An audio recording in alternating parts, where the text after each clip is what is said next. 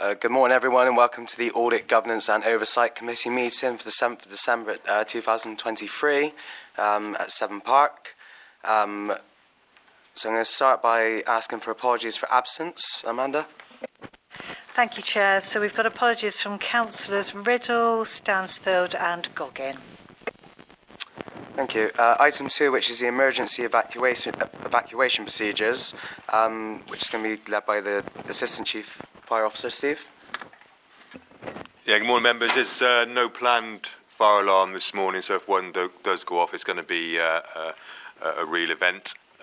We're between fire exits, so it depends when the fire is. I'll lead you out either that back door or this front door here. Great, thank you, Steve. Item 3, which is declarations of interest. I've been advised that there are none, but does anyone have any declarations of interest? No? Okay, item 4, public access. We've received no applications for public access. Item 5, which is the Chair's business. I'd like to welcome you all to the meeting today. If this is your first meeting, welcome. I'd also like to welcome David Powell to this meeting. David is the newly appointed independent member to the AGOT committee. Your contribution will be valued throughout your tenure, so welcome. I'm going to confirm that this committee meeting is taking place at Severn Park. We are also recording the meeting for the public to view on the Avon Authority YouTube channel. I'm going to ask the members to introduce themselves, so I'll start. I'm Councillor Ben Nutland. I'm the Chair of AGOC and the Vice Chair of the Avon Fire Authority. Richard? Richard Tucker, North Somerset Council, Weston-super-Mare, Milton Ward. Councillor David Wilcox, representing the fine City and County of Bristol, representing Lockleys Ward. Councillor Yasin Mahmood, Lawrence Ward, Bristol City Council.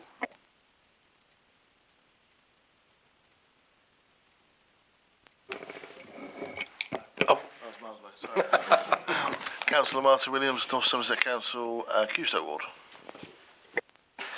And Giovanni, Councillor Brissenden West in the fine City of Bristol. I'm David Powell, independent member of the committee. Thank you, members. I'm now going to ask officers to introduce themselves, so I'm going to start with Amanda. Good morning, I'm Amanda Brown. I'm the clerk to Avon Fire Authority. Good morning, I'm Verity Lee, Statutory Finance Officer. Good morning, I'm Emma Bowen, Democratic Services. Good morning, I'm Simon Flood. I'm the Performance Manager for Avon Fire. Tanya Nathan, Procurement and Supplies Manager.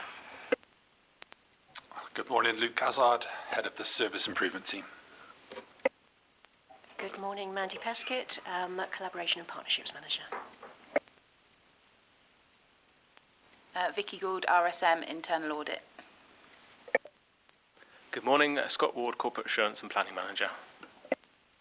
Good morning, Caroline Taylor, Head of Corporate Assurance, Continuous Improvement and Planning. Good morning, Claire Pratt, Business Continuity and Resilience Manager. And me again, Steve Imrie, one of the Assistant Chiefs for the service. Thank you, officers, and welcome. I'd like to remind everyone to put their phones onto silence. Thank you. And to remind everyone to, when speaking to the microphone, to speak directly into the microphone so that not everyone in the room can hear you, but also the recording can hear you as well. Any votes that have to take place today will be done by show of hands. First, I'll call for any votes against, any abstentions, and then any votes for. And now I'd like to pass over to the clerk. Yes, members, I have an update for you. So at the last meeting, it was agreed that the final 2021-22 Statement of Accounts would be presented to the Fire Authority Chair and the AGOC Chair for approval and signing. I'm sorry to say that unfortunately it has still not been possible to finalise those 2021-22 accounts, and this is primarily due to the pension audit work still not having finished. We are chasing this constantly, and it is still hoped that the accounts will be finalised as soon as possible. Thank you, Amanda. Item 6, which is the minutes. Oh, okay, and we have an update from the Statutory Finance Officer. Yeah, thank you, Chair. So I'm just bringing a slight update. You will recall at previous meetings I've discussed the fee determination process for the 21-22 external audit fee. So we had quite a significant increase on the fee that Deloitte were proposing to charge us. We referred that to the PSAA, so the Public Sector Audit Appointments, for them to review and complete their determination process to agree the fee. And we have had an update this week on that. So the fee that they have deemed to be fair is £81,000, just over that number. Deloitte were looking for just over 90,000, so it's around 10,000 less than Deloitte were looking for. It's a significant increase compared to the scale fee that was agreed and the agreed adjustments on top of that, which would have been around 35,000. However, we have provided for £76,000, so we're around £5,000 short of that provision. So we've accrued for the majority of that cost. So we've been cautious in that respect, and that £5,000 additional cost will be recognised in the current year's budget the current year's revenue when we receive the invoice. So just to bring an update that has happened now. Thank you, Verity. Item 6, which is the minutes of the Ordinary Audit, Governance and Oversight Committee held on the 20th of September 2023. I'd like to move those minutes. Do I have a seconder? Richard Tucker. Any votes against? Any votes for? Oh, sorry, abstentions. Abstentions, votes for. There we go.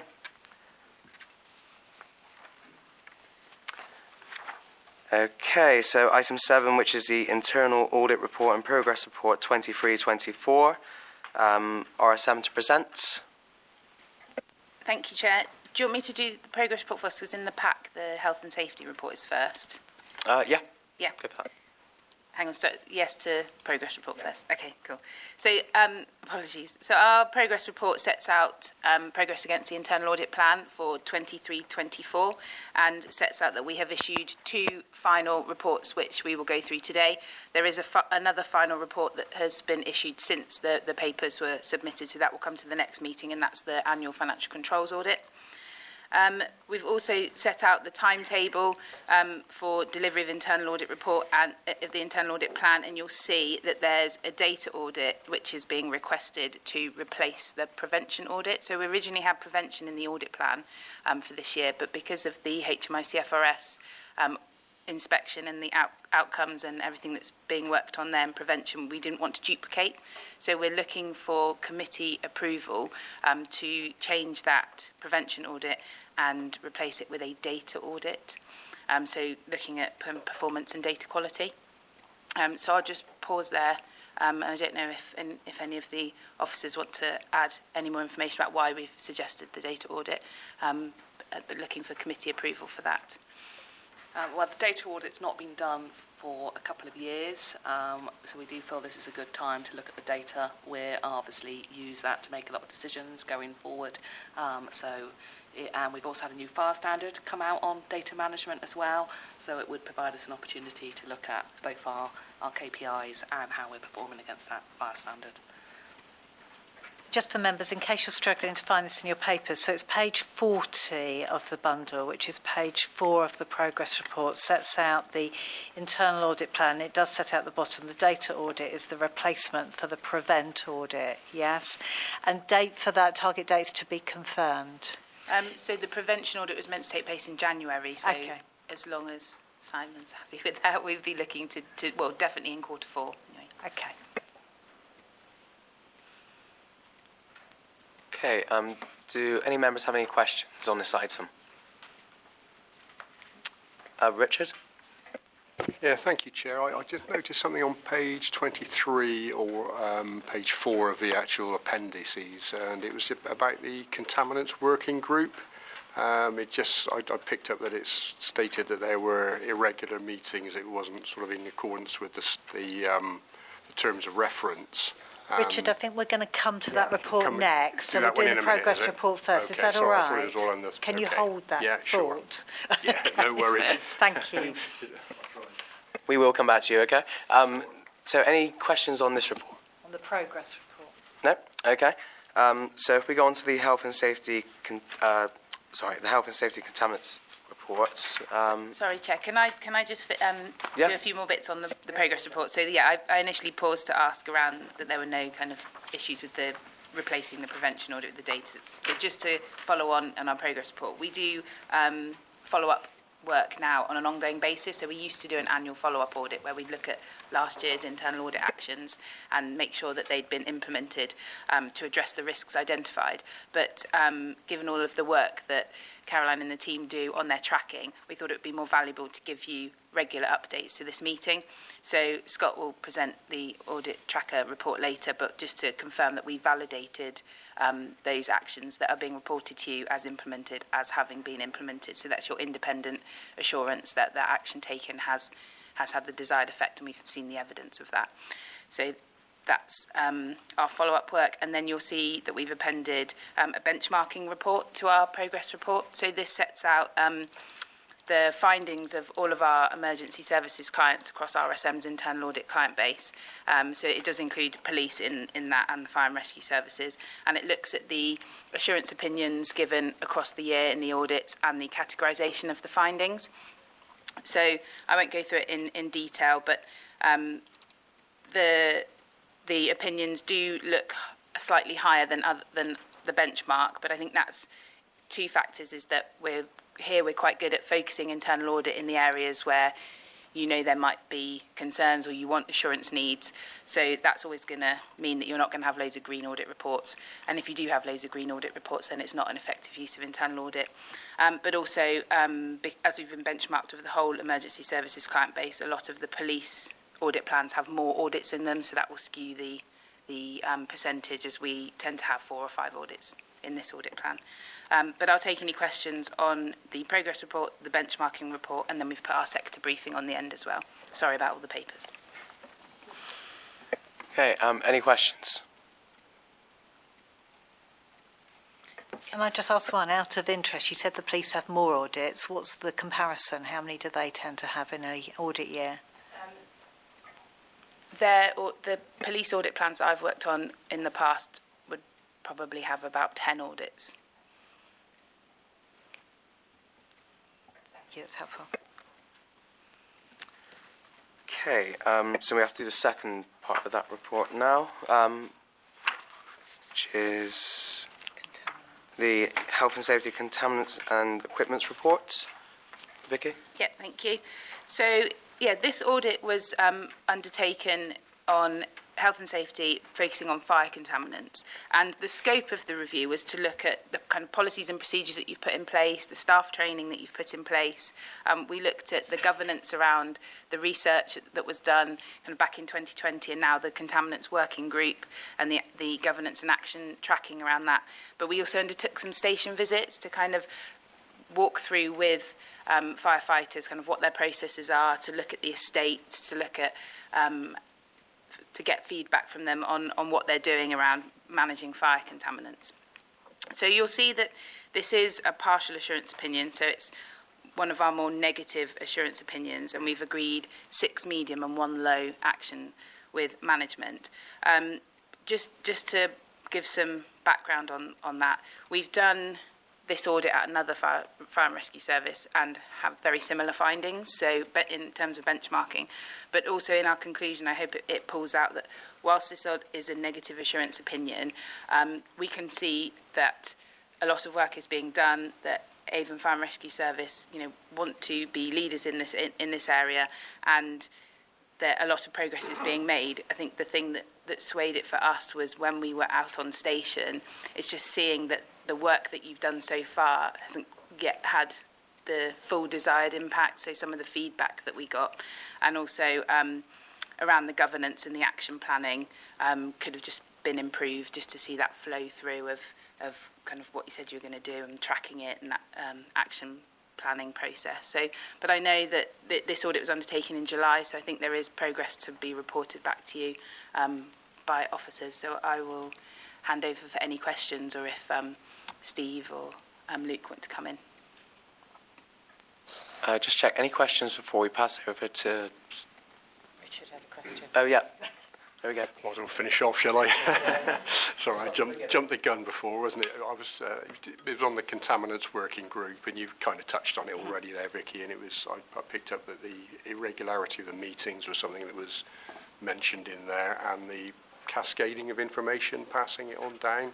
I don't know if we could elaborate on that at all, or there's anything else to any of those problems do you think have been addressed sufficiently? Yeah, so the actions that we've agreed as part of the audit were around policies and guidance, and then the governance and the holding of the meetings and having and tracking of the actions, and then having that cascade of information, because that's what came back from our station visits. That we could see that you'd done these things, but it wasn't having desired impact on station.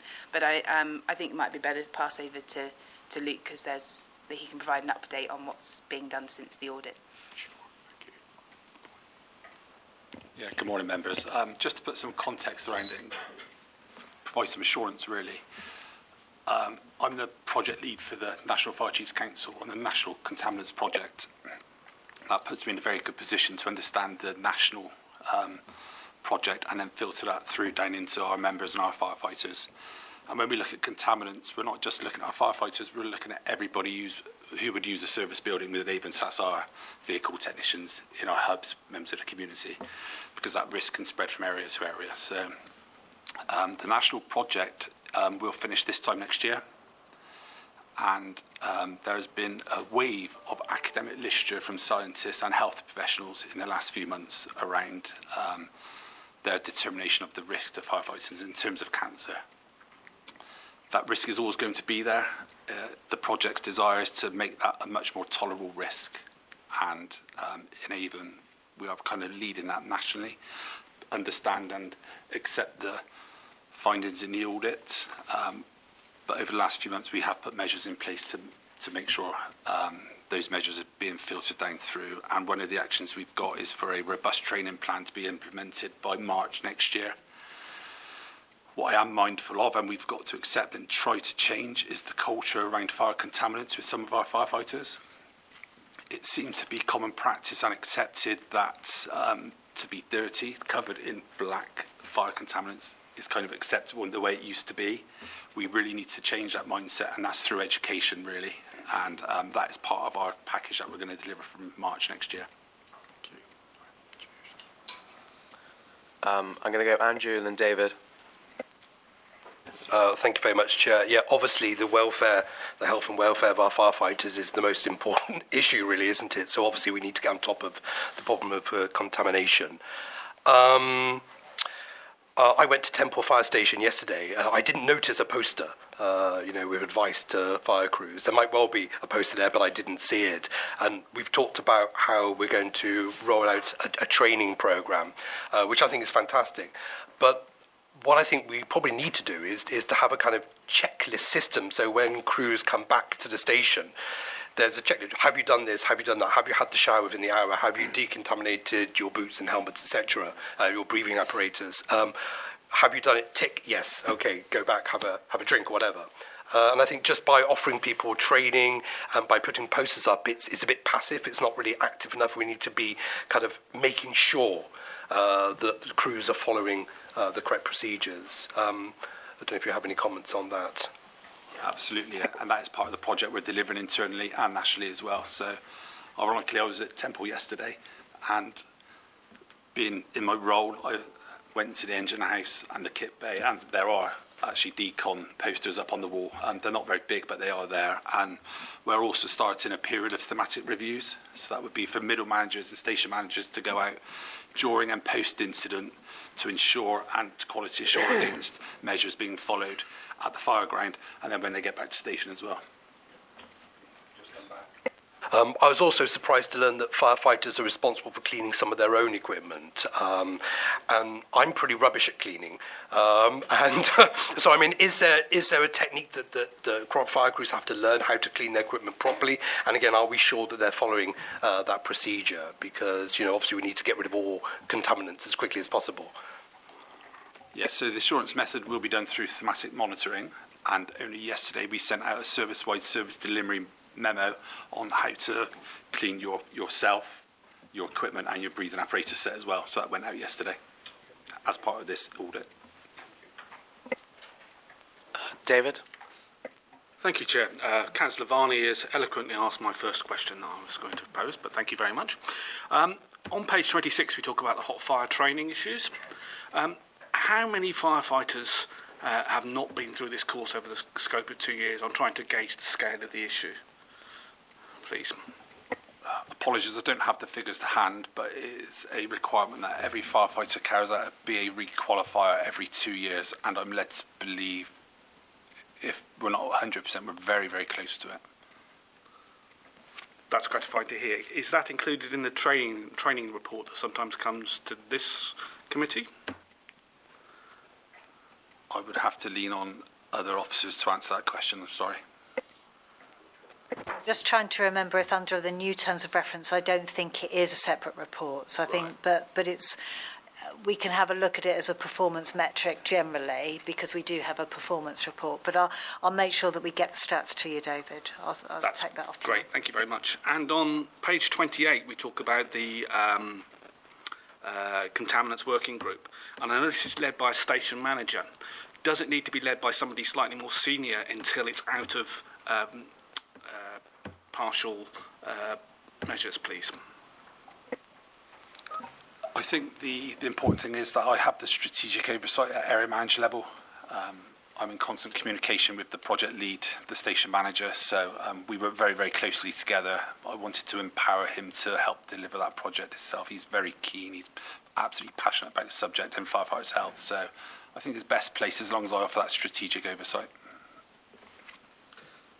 So where does the contaminants working group actually report into in the management structure of Avon Fire? So the station manager actually sits as an on-call station manager, and this is a project he's inherited.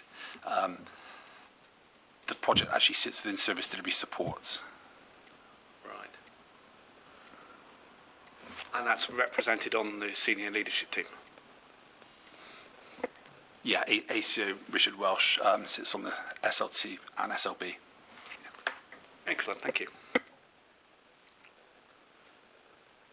Okay. Any further questions? Oh, David?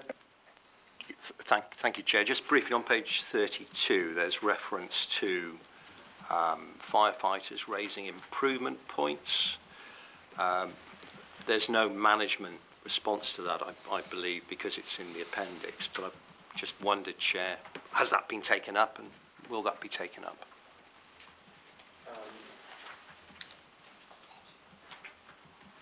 It's under the feedback section. I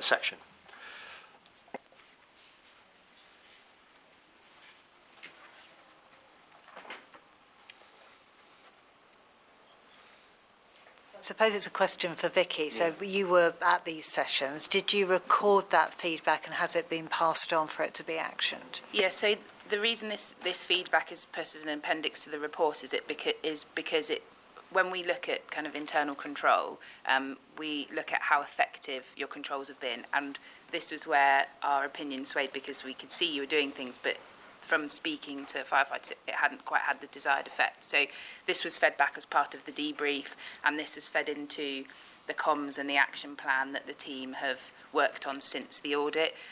So whilst there's not individual actions next to each one, you can see there is a management response on PPE. But yeah, this was fed back throughout the audit, and it's kind of fed into the management actions we've agreed, and then the action plan that the team's taking forward. Does that answer your question? Super. Thank you. Any further questions? No? Okay, so the report is to note the findings and the recommendations. Okay? Before you move on, Yep. we have been asked to approve something. So we've been asked to approve the replacement data audit, which is on page 40 of the bundle. So I think we need to add to the recommendations to consider the progress report and approve the new data audit.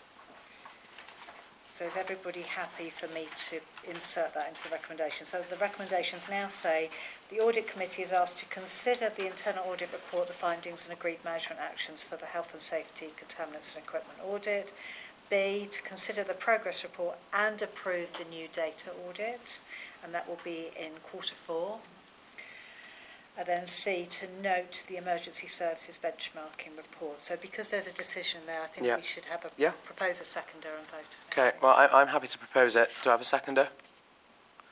Councillor Mahmood? Oh, sorry. Oh, sorry. Okay, so any votes against? Any abstentions? All votes for? Okay, yeah, Yep. thank you. David, you abstaining or voting or? David is a Oh, non-voting there we go. member. Yep, of course, sorry. Advisory. There we go. Okay, so it's been passed. Thank you. And we'll come back to Yeah. Vicky when we get to the exam session.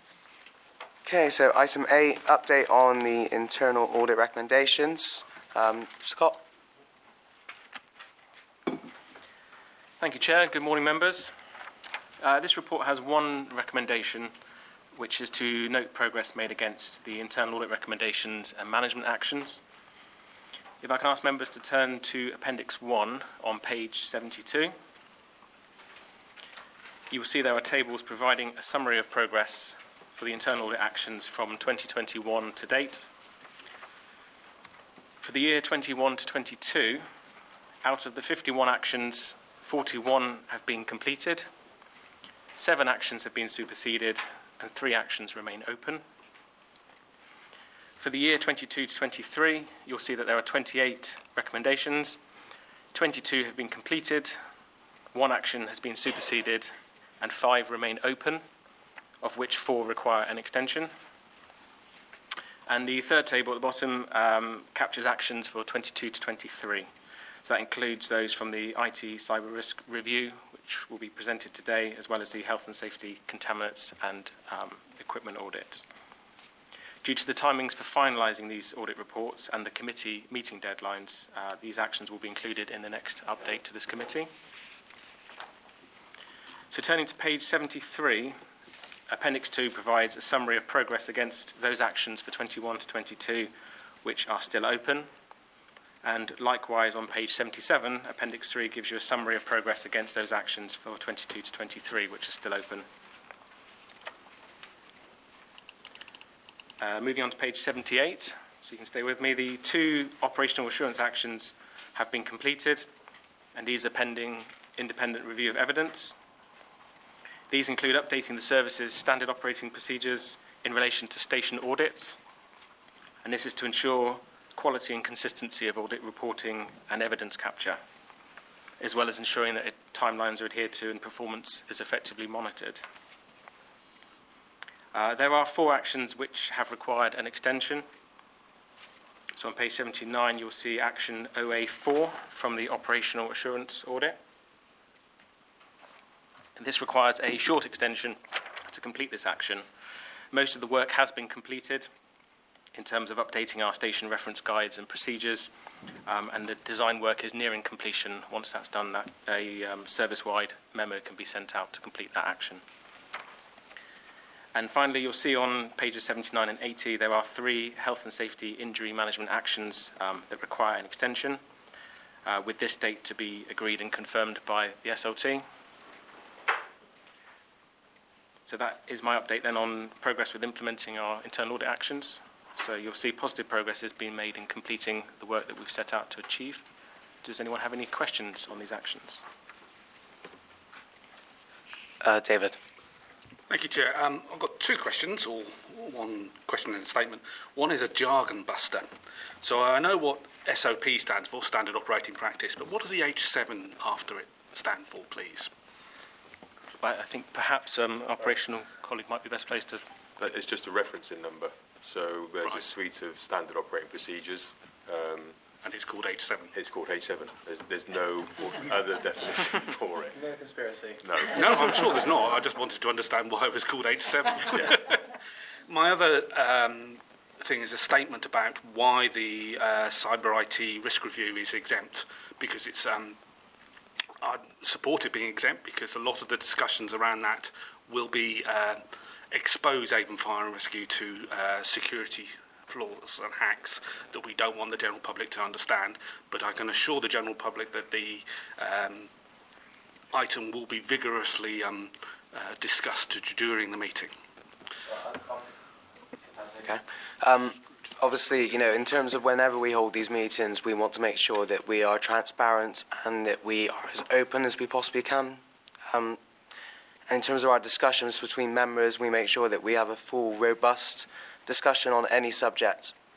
At the same time, as you've said, Councillor Wilcox, there are situations in that paper which will expose the fire authority to, and I'm not going to even go down the route of what could we possibly expose, but you know there is defined in law why we will go into exemption session, and I will read that out.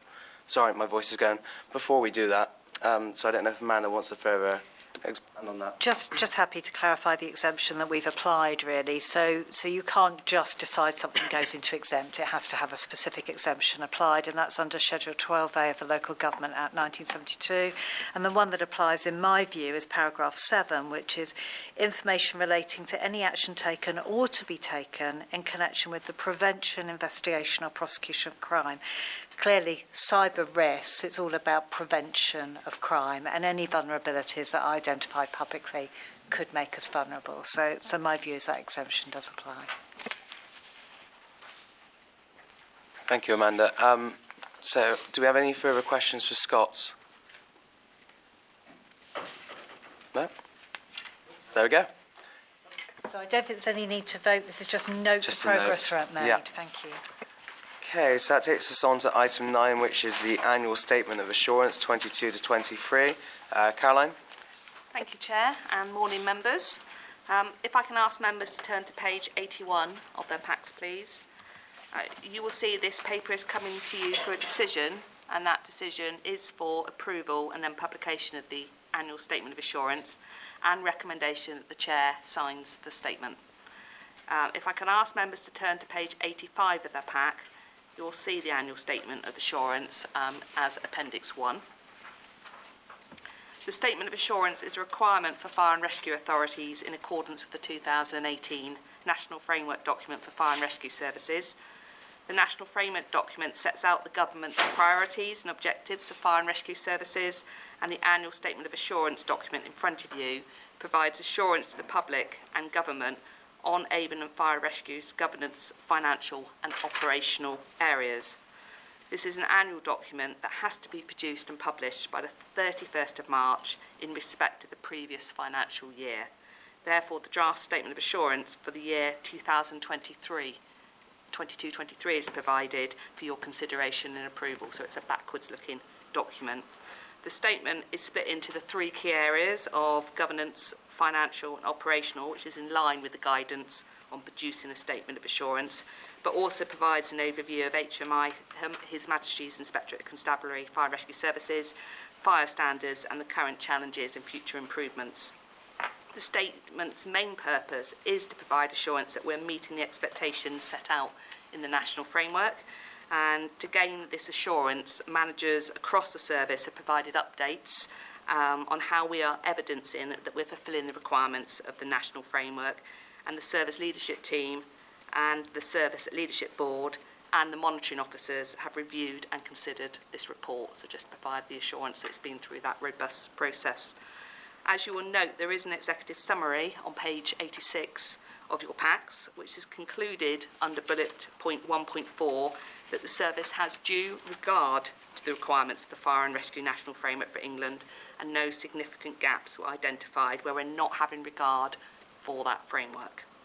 Many of the financial and governance aspects covered within this report were also reflected in the 2022-23 annual governance statement that was presented to AGOT back in June. Therefore, I wasn't planning on going through these key headlines in any detail, but happy to take any questions. On page 99, you will see there's a section capturing the conclusion, and what should be bullet point 9.2 is highlighted in yellow. This paragraph will be updated accordingly once the statement is approved and signed. I've noted on the contents page, which is page 86 of your pack, that the page number for item 4, financial, has not come out right justified in the committee pack version produced by ModGov. I've also noticed that the bullet point numbering has gone out of sync and is no longer correct from page 92 onwards in this version report. I just want to reassure members that the version of the report that was uploaded, and I've gone back and checked what my team done, is correct and does have the correct bullet point numbering in it. It's a glitch within the ModGov system, We need to understand that more. It's been reported, and we will look to ensure we understand what's happened with the software provider, so that doesn't happen in future. But the version that will get uploaded to the website will be correct, because I've gone back and checked. So I'm not sure why that's happened. Apologies. But just to revise, that's the situation with the formatting on the report presented today. So that concludes my presentation of the statement. Any questions?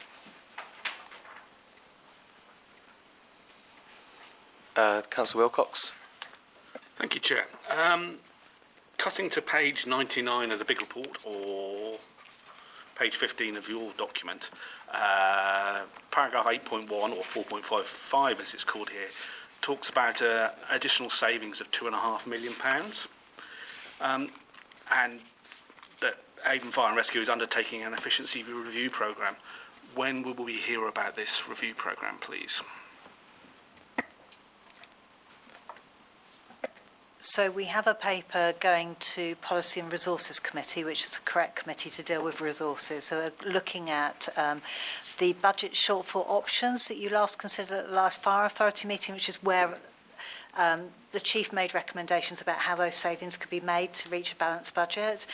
We agreed at that Fire Authority meeting to report back to PRC, and that meeting's next week. Right. So that's the meeting at which the members will be looking at, right, how have we implemented any tests or changes since that date to see if these plans are realistic. So that's the committee it will go to.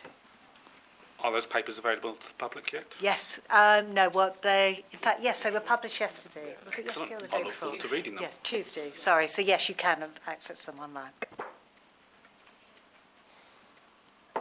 David?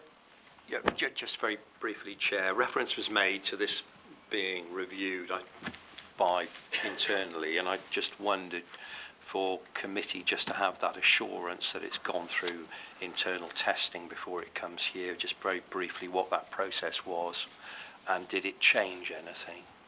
Thanks. No. So what we do is we look at the framework, we look at the requirements. There's a template produced which captures all the key requirements throughout. They're then sent to the relevant officer for them to provide us, and this happened the previous year as well, an update on what's happened in 22-23 against that statement, and to provide any evidence, be that written or links within that document. So we've got that sat as a baseline report in the background. Has this been cleared by SLT then? Does it go through that formal process? So the actual statement goes through SLT. Most of them, a large majority of those that have reviewed that baseline report are actually SLT members, because it tends to be all the heads of as well as managers. Right. So that's great. Thank you very much. Okay. Great. Any further questions? No? Okay, so that the annual statement of assurance is to note. No.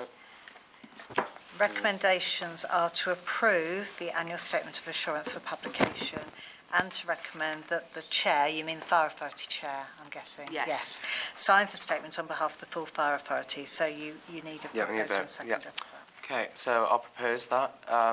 Seconder? Councillor Williams? Okay. Any votes against? Any votes against? Any abstentions? Votes for. Thank you. There we go. Thank you, Caroline. Item 10, which is the Corporate Risk Register, exemption report. Caroline, you going to lead on that again? Yes, that's me again. So I'd like to present this paper for consideration and noting. The Corporate Risk Register is subject to regular review by the senior leadership team, and the full Corporate Risk Register is presented to this committee twice a year in September and March. An exception report on the Corporate Risk Register is also presented twice a year in June and December, so the report being presented today is an exception report. During the regular reviews, each corporate risk is escalated by the risk owner, who will take account of the current risk environment, the control measures in place, and the planned mitigations to manage the risk, after which the determination of the likelihood and impact of the risk will be made. There's also a regular schedule of corporate risks that are examined in more detail by the senior leadership team, known as deep dives, to ensure detailed scrutiny and challenge takes place. The Service Leadership Board review the highest level newly emerging risks at their regular meetings. If I can ask members to turn to page 104 of your committee papers, you will note there is a table provided which summarises the key changes to the Corporate Risk Register since the last time the Corporate Risk Register was presented to this committee. As you will see, there's been changes to the risk scores for 10 of the corporate risks from the full Corporate Risk Register. Of these, 9 of the risks have had their scores increased and 1 corporate risk has a decreased score. There's now 1 corporate risk rated in the high red category, which is health, safety and well-being, which now has a score of 23. I can confirm that since the committee report was produced, the service leadership team have now approved all the changes to these risk scores, with 3 of the score changes approved by the senior leadership team through updates and deep dives in September and October, and 7 of the risk scores were approved through updates and deep dives in November. As you'll see, the risk scores that have changed are for CR2, which is prevention and protection, which has increased from 14 to 17. You will see this is the reason for the change is identified as the need to increase our resilience of out-of-hours business fire safety capability and an accumulation of the home fire safety visits that need completing. CRO4 has increased, which is people capacity, capability and resilience. It's increased from 15 to 20. This is due to ongoing challenges with filling corporate staff vacancies and the impact this is having on the service in progressing work streams and projects. CRO8, financial capacity, the scores decreased for this one from 14 to 12. This is reduced as the finance team is now fully recruited. 2 of the posts have been filled, and once all positions are filled, they're anticipating that score will reduce further.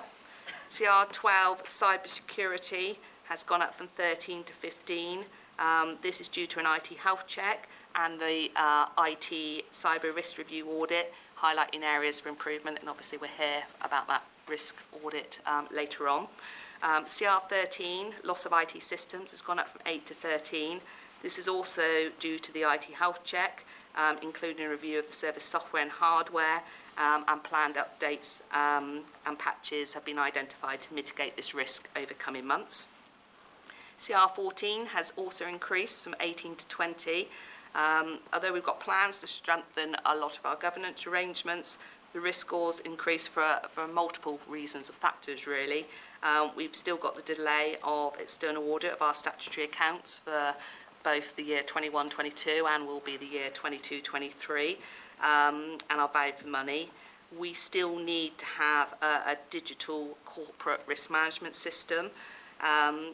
We've got 2 internal audit reports have obviously highlighted partial assurance ratings. It's the HMI reports come out with accelerated cause concerns and areas, and recommending we strengthen our governance arrangements in some areas as well. So taking that picture into account, the decision's been made to raise that score. CR15, pensions, has gone up from 18 to 20. This risk score has increased due to immediate detriment payments issues. I believe we're reliant on a third-party software update to aid us in calculations, and I think whilst we wait for that software to be provided, it's exposed to some increased risk at the time. CR16, health, safety and well-being. This is the one that's gone up into a red category now.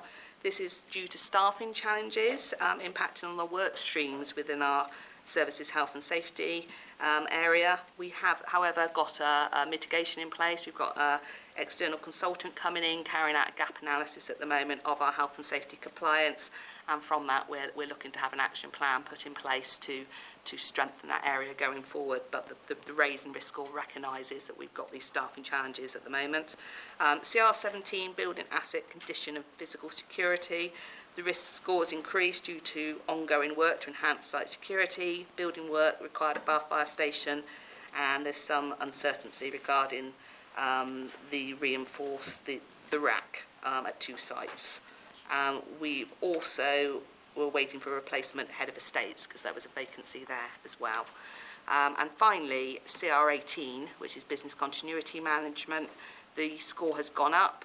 This is again due to corporate staff vacancies in the area having an impact. So some of the corporate staff vacancies we talk about reduces our resilience across the service and has a knock-on impact on business continuity.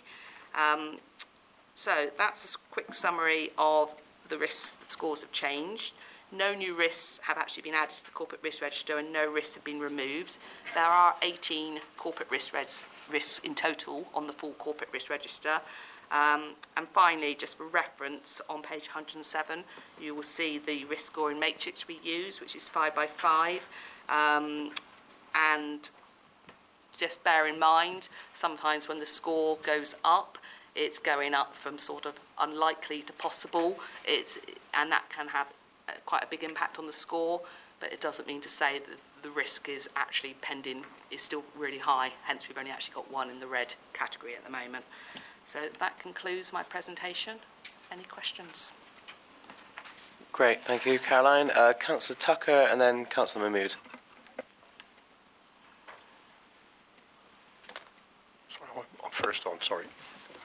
Page 105, CR 17. Do we know what the two sites are that are possible RAC suspects, should we say? I definitely can find that out because we've talked about that. Capital Steering Southmead is one of them, and I can't remember the other off the top of my head, but I might be able to find out for you before we go today. I've got it on my laptop, but I won't quickly find it to answer now. So if you hold on, I will look it up and give you an answer before the meeting's out. Yeah, well, we can get back to you on that, Richard. Okay. Councillor Mahmood? Thank you, Chair. Yeah, thank you for your presentation. I got a little bit concerned about CS16. You mentioned you are in place now, but what guarantee you can give in the next couple of months to take off that red zone to come back to the normal? Well, Thank you. the health and safety manager who's been absent has now returned to work. We have got a consultant in who is there to provide us with a review on our compliance with health and safety. From that, we will then have a picture of what we need to do and what we need to prioritise and what we need to accelerate. At this point in time, I can't provide full guarantee, in all honesty. That's the reason for getting the consultant in to come and do that work, to provide us with that assurance of exactly what our position is in terms of compliance. So we can provide an update once that work's completed, but it's to provide assurance that we've recognised that there is a need to get somebody in because of the staffing issues we've had to make sure we are compliant with our health and safety going forward. I don't know if, Steve, you've got anything further to add. No, the only thing I would add, by the consultant is in currently doing that piece of work. We're expecting the report either towards the end of this month or early next month. So by the time then, ACFO Welsh, who commissioned that piece of work and raised the risk rating, has received that report. It's been considered by SLT and SLB internally. It'll be, hopefully an update will be provided thereafter at the next AJOC around February time? March. March. Oh, yeah, March so 19th. we should have a very good indication and assurance as to what the outcome of that report was, and thereafter the actions that Richard then deems are appropriate and prioritised. Councillor Wilcox? Thank you, Chair. I'm just wondering if two reports are actually linked here. So we've had the contaminants report, which is part of health and safety, only getting a partial assurance risk rating, and we've now seen that there's a corporate risk that's just gone into red. Are the two things actually linked? Have the senior leadership team actually missed this, please? No, I don't think the senior leadership team have missed it. They are tentatively linked in relation to the health and safety aspect, but as Luke covered off comprehensively before, that national piece of work that we are involved in is a separate piece of work that's been audited. So an assurance piece, which I think Luke and Victoria mentioned earlier, we are ahead of the game where we can be with contaminants, but other than the name is a health and safety audit, I don't think that's linked at this stage to that particular risk within the corporate risk register. That is good news to hear. Hey, David? Thank you, Chair. CR18, reading about in the report about issues relating to vacancies and the impact on business continuity planning. Clearly that's a bit of a concern. I just wonder what the reasons are why vacancies are being held, or is it because of recruitment issues? And furthermore, how long have they been held, or are some posts really difficult to recruit to? Because clearly that, picking up on Councillor Wilcox's point earlier on, I mean, I think this links to the report we've got later on around business continuity planning in terms of whether or not it's effective at the moment. So I just wanted to understand, is that a risk that is going to continue to escalate? Thank you. There's a variety of staffing challenges. Some of them are vacancies. The vacancies aren't being held. Some have been posts that have been difficult to recruit to. Some of them have just been the time around recruiting posts where we've had people leave and then it's taken 3, 4, 5 months for those individuals to be recruited, and that leaves a gap. In terms of the health and safety, the challenges around that hasn't actually been a vacancy, but it's been the health and safety manager's been off for a period of time. But there has actually been quite a big turnover in that area in terms of health and safety managers over the years as well. So it is something that's recognised that we need to look at, and that's why we've got the consultant in at the moment to provide that additional resilience and support. Okay, if there are no further questions, I'm going to move on. So the recommendations are to note the key changes to the corporate risk register captured in the exemption report. Okay? Okay, item 11, which is the annual monitoring of business continuity plans. Claire. Good morning, thank you. Just to run through the report very quickly, as a Category 1 responder, we're required to have business continuity plans in place to maintain our critical services. We align our business continuity management to the Business Continuity Institute's good practice guidelines, so I've structured the report in line with those. Business continuity sits within the service delivery support, so we report into the ACFO for service delivery support. We have a business continuity steering group which meet quarterly to maintain oversight. Our business continuity management is based around the critical 5, so those are our key activities that we must maintain. So those are communications, operational response, resource planning, fleet and technical services, and IT. In terms of the 6 elements of the business continuity life cycle that we align to, we have the policy and programme management that sits at the top, so we have our business continuity management policy in place. This has been reviewed this year. It's just going through the policy review process managed by the transformation team. It's been reduced in content down to an 11-page document, but there's an additional programme document that sits alongside. So the policy details why we have business continuity in place. The programme document explains how we do that. The next element is embedding, which is awareness raising and training. So we participate in Business Continuity Awareness Week. So this year we shared posts through our intranet and quizzes daily during the week just to raise that awareness across all staff.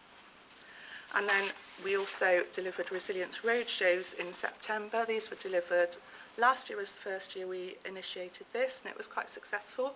This year has been more successful, so we delivered these at 12 stations this year. Another recommendation that we've got to improve the embedding is that we've just procured corporate membership of the Business Continuity Institute. So that will provide access to research documents produced by the BCI, and also 2 training packages for 25 affiliate members. Underneath this, we have 4 technical elements. So analysis is the process that station and department heads will undertake an analysis of how their function works and how it links to other elements of the service, and then use that information to identify their critical action activities and produce a business continuity plan under the design element. As you'll see, a number of these are overdue for review, but we are working through to bring these back into date at the moment. Implementation is the process of putting those plans into practice. So this year we've had 4 BC events. All of these were managed locally through our existing plans without a need to stand up our CIMT. The most significant one was the loss of the 999 system, which was a national outage, and debriefs have been undertaken for that, and there is still further information to be collated from that one. Validation is the process of testing plans. We have created a new validation programme which will be starting from next year. So we'll be introducing 2 strategic level exercises per year as well as local operational level validation. We've also introduced a new tactical plan template following the learning from industrial action planning. So to pick up on the question just now regarding the increased risk score, due to the staff vacancies and changes, we've got a number of new business continuity leads this year. That's my concern in raising the risk score. Obviously, they're still embedding and getting used to either their new role or the organisation, and some of those posts were vacant for a period of time. So that's some rationale behind the increased risk score, if that helps for you.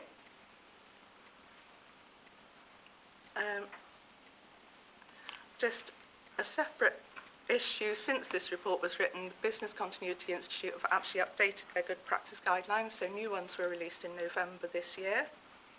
So next year from January, we'll be undertaking a project to review our alignment with those new guidelines and review all of our documentation to ensure that we maintain that alignment.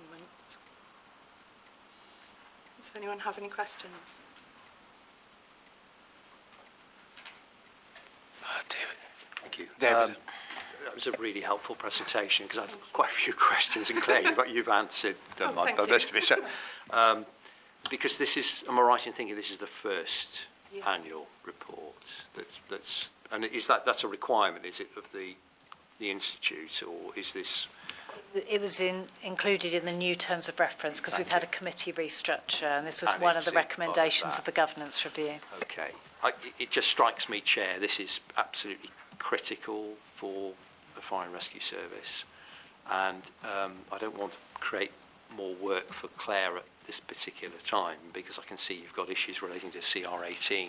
However, I do wonder, not for a decision, that's a matter for perhaps discussion with officers, that this ought to perhaps be reported more frequently than annually, and maybe not for perhaps a decision now, Chair, but I personally welcome seeing this perhaps reported biannually, if that's at all possible, because I think this is absolutely critical. I had a number of questions, but Claire's covered all those in the presentation because it just feels to me this is absolutely critical to the work of a fire and rescue service, and I think the committee could possibly welcome a little bit more understanding and an update on progress, but I'll leave it at that. Thank you, Chair. Thank you. Yeah, well, we can always take this away and look at it in terms of actually how often the report is brought to us. Obviously, not any. Yeah, so. Councillor Wilcox. Thank you, Chair, and thank you, Claire, for your report. I'm interested in paragraph 5.6 on page 111 about the 4 significant business continuity events. What processes happened after those events were concluded to actually learn from those events and incorporate them into the business continuity plans, please? So we have got a debrief process in place. Yeah. Depending on the level of the incident. So we've aligned our debrief process with the operational debrief. So if it's a major incident, it will be a full in-person debrief, but because these were sort of lower level, then we have a debrief questionnaire that we send out, and we also record the event logs and run through those to pick up any learning and incorporate that into future planning. So I'm thinking more particularly about the 999 issue, which had national exposure. How does Avon Fire actually feed into the Association of National Chief Fire Officers, possibly, to actually say that this shouldn't be actually happening to the Home Office? Do we have a method of saying, this is really important, fix it, please? Not wanting to step on anyone's toes. We also participate, there is an NFCC business continuity group which we participate in, so that group feeds directly into the Home Office. So that group undertook a debrief of that event as well, so collated all of that information from all of the fire services that participate in it and fed that back directly into the Home Office. Thank you. Okay, any further questions? No? Okay, so the content of the report is to note. Okay.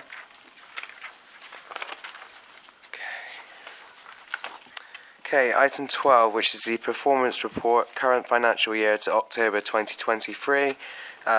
Simon. Thank you, Chair, and good morning again, colleagues and councillors.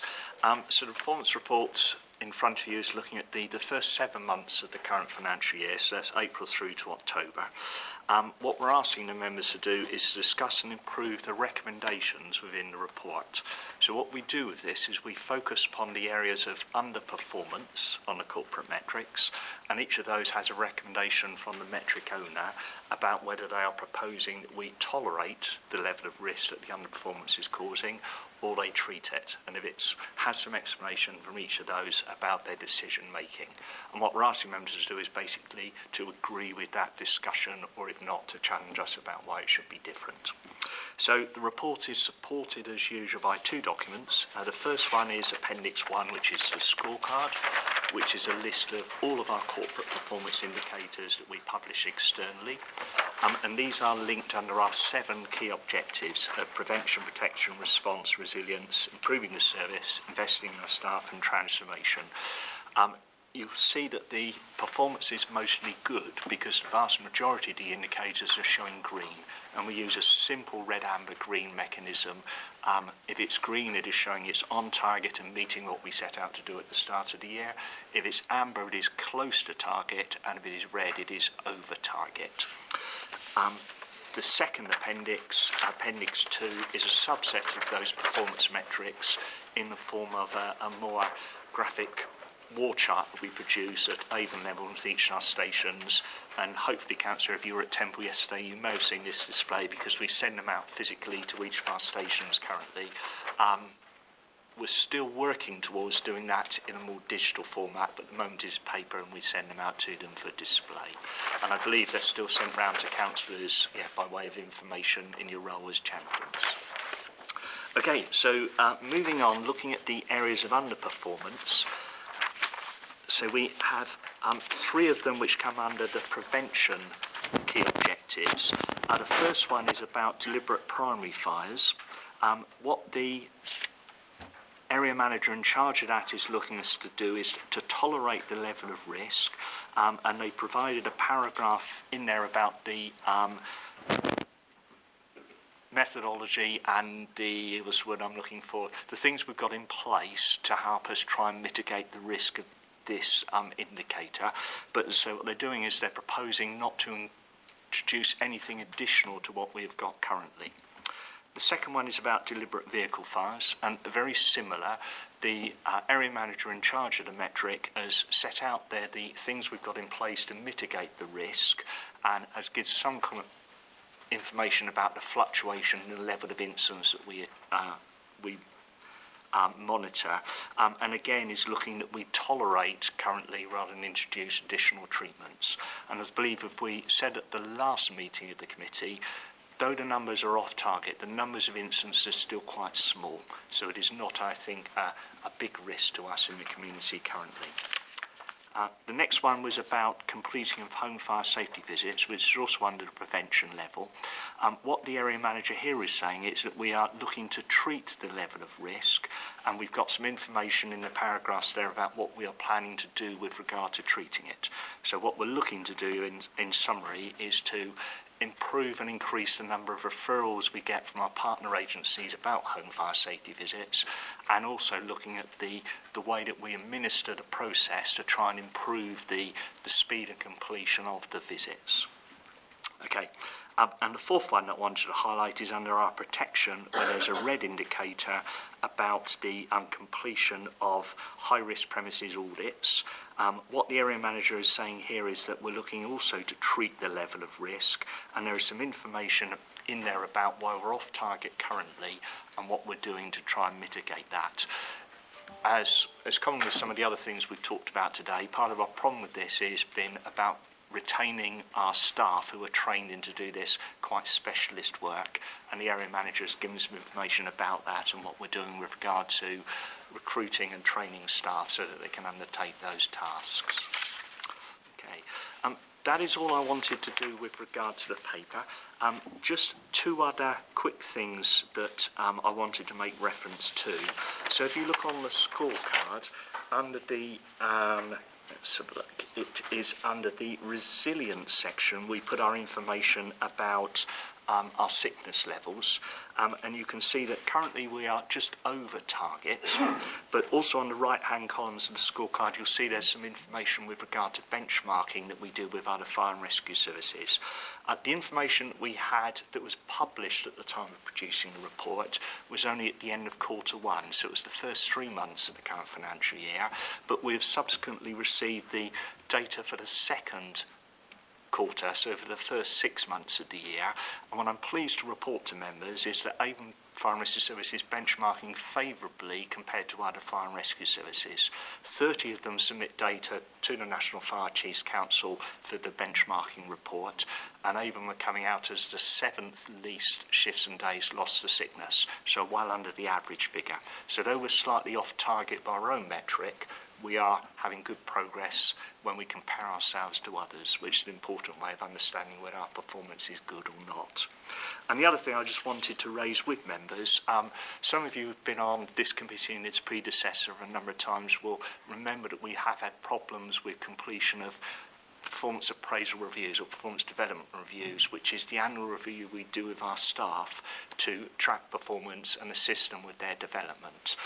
We are now just off target, we're showing 92%, but I'm also pleased to report that subsequent to the production of the report, we've produced some new data that we're showing that we're up to 97% of our staff having a performance development review within target, which means it's been done in the last 12 months.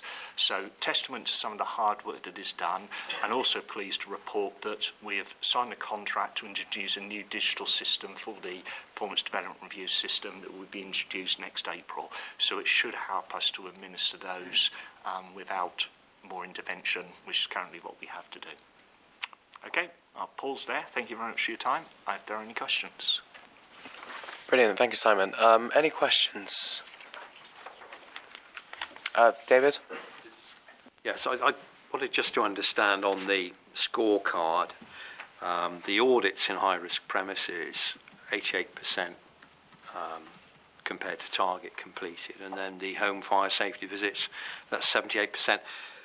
I guess my question is, if something's a high-risk premises, clearly there's a need to have that audit carried out, but is there a grading within that 408 to date target? In other words, they're not all absolutely high, and what are the reasons why those have not been completed? Thank you, Chair. Yeah, so the audits in high-risk premises are undertaken by our business fire inspectors. My understanding of those is we have a number that we're setting out to do each year. Our current target, I think it's 600 to complete, so the year-to-date target was 408, and the column of percentage completed is showing that currently we're running at 88% of completing those. So I'm not sure that properly answers your question. I'm not sure Sorry, could you go again for me? Excuse me. Apologies, it's probably a very poorly put question, but so within the audits in high-risk premises, so looking at it on face value, it's a concern that the target's not being met. But is that target an absolute target, or are they graded within the 408? So some are more high risk than others, and we are covering those, or are we making a judgment call on which one should be done, or in fact, is it difficult getting access to some of the premises? I just wonder what the reasons are. Thank you. Yeah, it's very much a mixture of what you've just suggested, David. So within our risk-based inspection programme, there's a grading from very high risk to high risk, and it goes down to medium to low. There's a risk analysis process that underpins that to grade those properties. Thereafter, the target that we've set ourselves internally to is based upon the amount of audits that a qualified auditor can undertake within the department.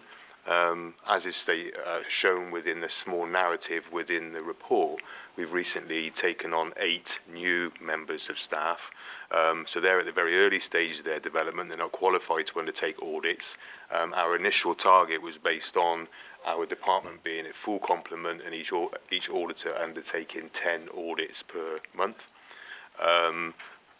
So on top of the recent 8 members of staff that have joined, other members who have been within the authority a bit longer will appreciate that over the last 3 years we've moved from having roughly around 10 to 12 auditors, predominantly uniform-based auditors. That was a cause for concern in the previous HMI. Over the last 2 years we've moved from having 12 uniformed now up to roughly 24 auditors. So they're at varying degrees of their training, and they're predominantly, all bar 3, are Green Book employees, not uniform employees. So it's been a journey of expanding that department to meet the needs of our inspection programme. And in amongst all that, there was the aftermath of Grenfell and the high-rise inspections that needed to be done. So as per the indicator on the chart, we are going in the right direction, and as per the narrative provided by the head of protection, we're going in the right direction as more auditors become skilled up and we continue to implement our own risk-based inspection programme. Great. Yeah, that answers the question. Thank you. Also, if you needed to understand that risk-based inspection process a bit better, I can get you briefed on that separately if that helps. All right. Okay, Councillor Wilcox, then Councillor Mahmood. Thank you, Chair. Yeah, thank you for your presentation again. I got a little bit concerned with the safer community, especially the prevention. If you see the still they put a significant increase to the percentage, 206. So is there any thing that you think we can improve as local councillors, working with the local authorities, like special prevention, like awareness sessions? Because I know I represent Lawrence in one of the worst deprivated area, and there's a lot of big concern now. We have a lot of fire issues, especially the businesses in the area, Step Road. So do you think that's something we can mitigate or to help the community to understand more this? Because if you mention here the prevention, but people deliberately doing this fire, so we need to make sure they need to understand the health and safety regulation, also their own safety. Thank you. Yeah, we very much always welcome input from local councillors into how we can continue to educate communities, not only in the prevention activity, but how they might report behaviour. We've had a couple of engagements with Councillor Wilcox recently, which has assisted us to provide the correct response, depending on whether a building is licensed or publicly owned versus whether it's privately owned versus whether or not it's deliberate fires on a public throughway. So there's a number of different engagements we can undertake. So, for example, working with local police community officers on public highways to monitor behaviours and report it to us. Or indeed, if it's on a privately owned property, it's working with councillors to maybe remind owners of their responsibility under the lease arrangement with the council, that we can then potentially support on enforcement or other. So, yeah, very much welcome any local councillors' input into areas of deliberate fire setting within their wards that we can support with or work together on. So. Yeah, thank you. I'm working also next month, January 11th, we organize a meeting, including Avon Fire, Police, local authority, and also other stakeholders with the businesses in the Stapleton Road. Thank you. Sorry, I didn't catch that. Is that a meeting you're going to at the local authority? Yeah. Okay, all right, and we were already aware of that, so, okay, that's fine, thank you. and certainly on a local level, we provide reports to our officers for the neighbourhood partnerships, which are made up of wards, about the activity of fires in the interventions we've done to enable them to attend those neighbourhood partnerships informed and present problems, and also to assist with other problems where they can, with an idea of mitigating the risks. I'm saying this now because, as you know, most of the businesses is owned like private landlords, and they don't care. They're just looking at their own money, getting the businesses. And what we find, most of the business owners, also they don't care what's happening there. And issue we have like almost now this year we have like fire, almost 4 or 5 in the Severn road. So we need to make sure now these business owners, they should have to know what is their rights. That's what we're looking for. Then they should have to contact these private landlords to make sure they need to mitigate the fire regulations also. Thank you. I'm going to jump in here. Obviously, in terms of discussing the performance report, we need to get back onto that. But I'm sure that we can have discussions with Councillor Mahmood and, you know, maybe some of the senior leadership team in terms of what we as councillors can do going forward to help, you know, help prevent and work within our own communities to lessen the risk locally. Councillor Wilcox, I believe you have a question. Just a quick one, and Councillor Mohammed has eloquently posed a lot of the detail that I wanted to ask, but I just wondered that since the Avon and Somerset Police and Crime Commissioner is a member of Avon Fire Authority, can this not be a shared scorecard? Well, he comes to the fire authority meetings, not the committee. He's not a member of either of the committees, so he's a member of the full fire authority. But yes, he will have, as every member of the public does, access to all published papers for all committees. But I can specifically recommend that that's shared with him. I see no problem with that at all. Yes, I think that's something really important to do, because the police have a role in stopping the deliberate fires, and it needs to be acknowledged. Take that as an action. Any further questions? No? Okay, so the recommendations are to discuss and approve the recommendations in the report. So, I think we ought to vote on this just simply because there are recommendations embedded in the report. Yeah. Okay, so any votes against? Any abstentions? Votes for. That's great. Thank you, Simon. Okay, item 13, the annual monitoring of collaboration and partnerships. Mandy. Good morning, thank you. Good morning, members. I'd like to present item 13 to you today, provide you with a brief outline of the current governance arrangements in place for Avon Fire and Rescue Services collaboration and partnership activities. I've also provided members with a copy of the current register. I'd like members to note the content of the report and let me know if you would like any further updates on any of its content, particularly any updated framework and procedures documentation that are currently under review. I can skip straight on to section 5 under key considerations. Our key governing documents for collaboration and partnership working are our framework, which outlines our approach to collaborative working and the key principles for success, and our procedures and toolkit, which outlines step-by-step guidance for our staff. So the staff that are out there managing collaboration activities so that they have a one-stop shop for day-to-day activities and guidance. They were approved by SLT and published in March earlier this year. And at that time, we promised a 6-month review, and we have gained further feedback and best practice from other FRSs, for example, and this 6-month review is currently underway.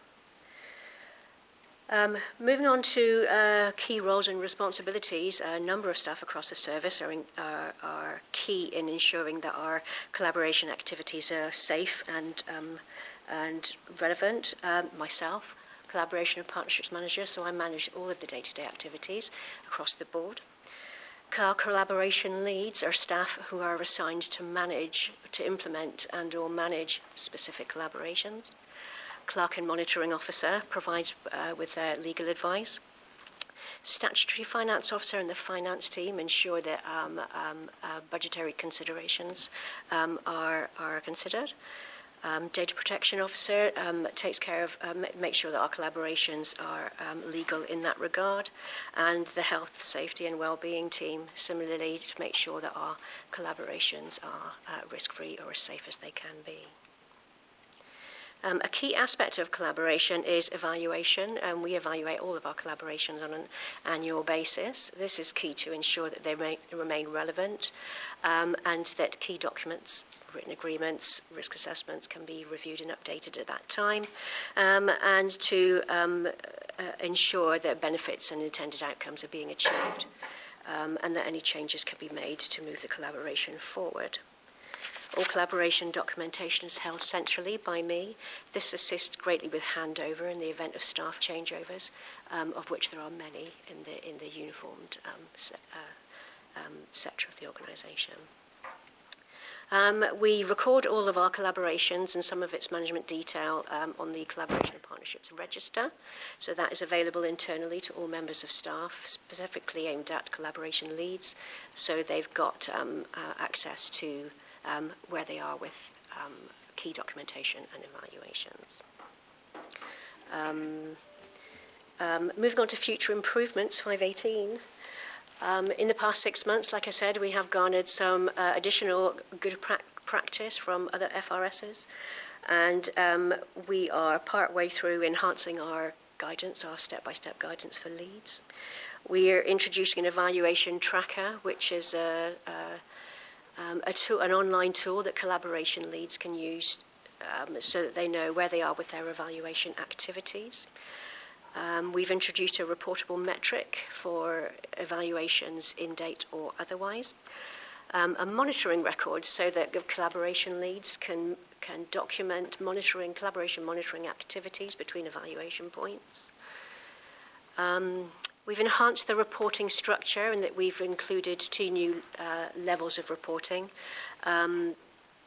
So there's a reporting thread from collaboration leads straight through to service leadership team. We've introduced additional reporting to managers at all of those levels so they have oversight of what's going on throughout the reporting year. And we're updating our tools to capture collaboration drivers to ensure that our collaboration and partnership activities, some of them are long-running arrangements, remain relevant to our current service plan and strategies and objectives. Another development which is due to be launched soon is the collaboration toolkit, utilising Microsoft Teams as a tool to so the collaboration framework and procedures are replicated online so that collaboration leads can access that information from any device in different formats, so that key advice is available to them 24/7.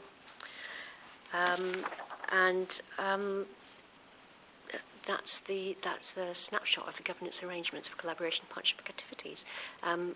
Any questions? Councillor Varney?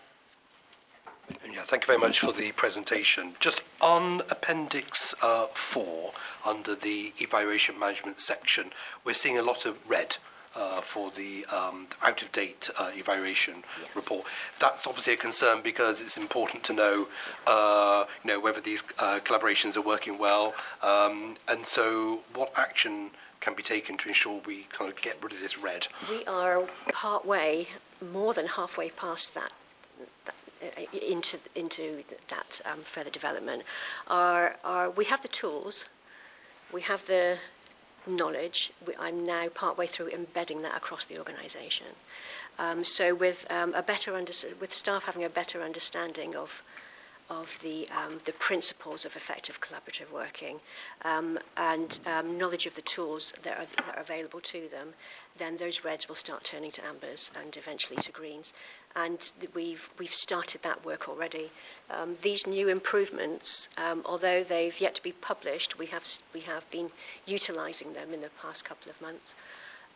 So we are really quite a way along the road with making those improvements. And I'm expecting by reporting time that a significant number of those reds will be either amber or green. I'm going to let Simon come in here. Thank you. And I've been working with Mandy for next financial year. There'll be a new metric on the scorecard about the partnership evaluations.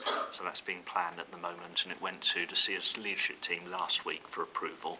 And then we were talking yesterday about what would be the appropriate target of what we can achieve to improve. But it's something that we wish to improve on and to keep members informed of. Thank you. Thank you. Any other questions? Any further questions? Caroline and then Councillor Wilcox. More of a comment is just to support what Mandy said. There is a lot of detail in this report because it's the first time that we've got all these tools and frameworks to really strengthen our governance around collaborations and partnerships. So Mandy's done a fantastic job over the 18 months in providing that, and it's in the process of being rolled out and launched. So I've got a lot of confidence in what Mandy's produced, and I'm expecting and anticipating those number of evaluations to improve.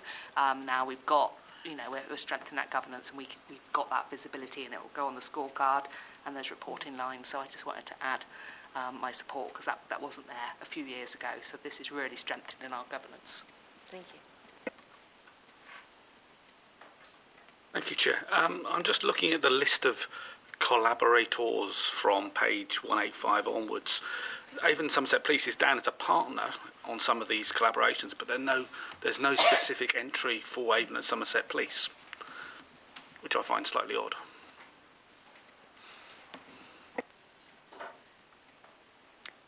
I'm sorry, can you expand on the question? I don't quite understand. Well, take my last question about the deliberate vehicle fires and deliberate house fires. Shouldn't that be down as a collaboration thing that you should be doing? Yes, it is something we can be looking at in the future, yes. A lot of the current collaborations on the register are long-standing, inherited collaborations that we... I see managing those efficiently is key before we start to embark on any new collaborations, but it's certainly something we can look at in the future. I think, David, part of the answer to that is we work so closely with them anyway. Yes. So I think it's fair to say that we share the headquarters with the police. I know that the Fire Chief has regular meetings with the Police and Crime Commissioner. And I think maybe these are sort of more formalised arrangements with organisations that are more at arm's length. And the collaboration with the police is more embedded as routine everyday business. I mean, I'm sure others will correct me if I've got that wrong, but I can certainly check to what extent we're having that interaction with the police, but I'm confident it's happening very regularly indeed. I hope that helps reassure you. But it's just it's not down. No, I understand, and we can make reference, and maybe we could specifically report on that in the report in future, the relationship with the police. Can I suggest we have an action here that actually we go away and just to reassure Councillor Wilcox that we are working as closely as we possibly can with the police. Okay, so any further questions for Mandy? No? Brilliant, thank you, Mandy. Thank you. Okay, so item 14 is the date of the next meeting, which is Friday the 15th of March 2024 at 10:30 at the main conference room at HQ. Okay, so item 15, which is the exclusion of the press and the public. I'm going to propose that we do that. I do need a seconder. Councillor Williams? Yep, so, if I can. Sorry. So, to resolve that the public be excluded from the meeting during the following items of business on the grounds that they contain exempt information pursuant to Schedule 12A, Part 1 of the Local Government Act 1972. And that in accordance with Schedule 12A, Part 2, Paragraph 10 of the Local Government Act 1972, the public interest in maintaining the exemption outweighs the public interest in disclosing the information. Okay, so votes in favour? Carried.